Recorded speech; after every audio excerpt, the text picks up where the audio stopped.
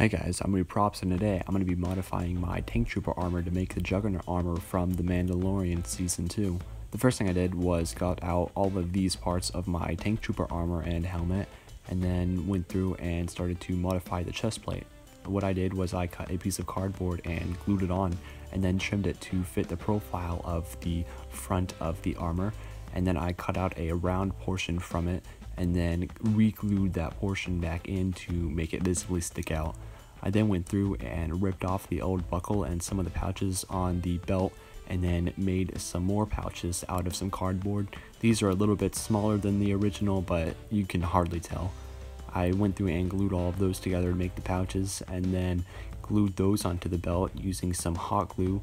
I did use some contact cement on the one pouch that is sticking to the actual buckle of the belt. I made some new cav armor, just wrapping some leather from an old couch around a piece of cardboard to make that. I did make some buckle parts out of cardboard just to give it that little piece that the original cav armor has. I then went through and painted everything a dark gray.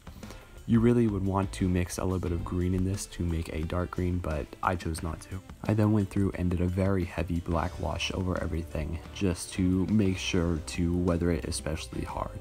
And then I went through with a mud gray color and dry brushed all of the exposed edges, and then even went through and just applied a ton of this paint everywhere just to give it a very nice muddy look like the original does in the show. In reality, you also want to go through on your clothes and do this, but I didn't have any spare clothes that I could really muddy up like it was supposed to, so I went with a lighter gray just to give it a nice muddy look. I think it ended up turning out pretty well. It's pretty color accurate, although not as green as the actual armor is, and the weathering is pretty good on it. If you guys want to see more of my builds, be sure to look and subscribe. See ya.